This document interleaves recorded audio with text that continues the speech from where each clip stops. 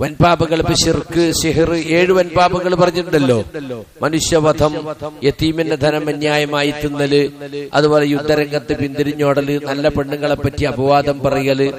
ആ 7 മാത്രല്ല വേറെയും പറഞ്ഞിട്ടുണ്ട് അല്ലേ.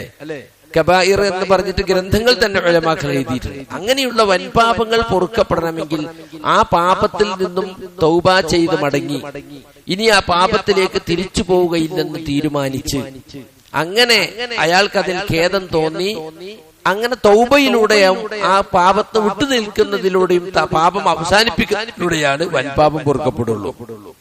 അല്ലാതെ ഇബാദത്തുകൾ കൊണ്ട് പൊറുക്കപ്പെടുന്നത് വൻപാപല്ല.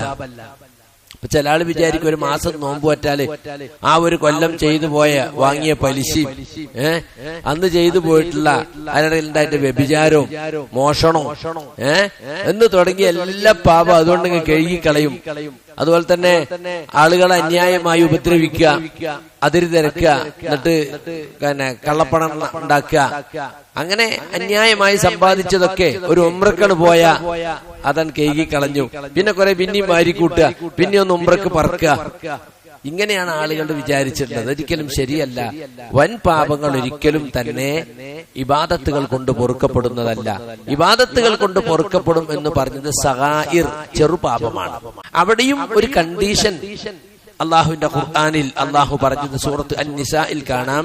ഇൻ തജ്തനിബൂ കബായിറ മാ തുൻഹൗന അൻഹു നുകഫിർ അൻകും സയ്യിആതികും വനുദ്ഖിൽകും മുദ്ഖലൻ കരീമ. നിങ്ങളോട് വിരോധിക്കപ്പെട്ട വൻ പാപങ്ങൾ നിങ്ങൾ പാടെ വർജിക്കുന്ന പക്ഷം നിങ്ങളെ ചെറുപാപങ്ങളെ നാം നിങ്ങൾക്ക് മൂടിവെച്ച് മാപ്പാക്കി തരുന്നതും നിങ്ങളെ നാം മാന്യമായ ഒരു പ്രവേശന സ്ഥാനത്ത് അഥവാ സ്വർഗത്തിൽ പ്രവേശിപ്പിക്കുന്നതുമാണ്. കണ്ടോ? അപ്പോ ചെറുപാപങ്ങൾ പൊറുക്കപ്പെടണമെങ്കിൽ എന്ത് വേണം?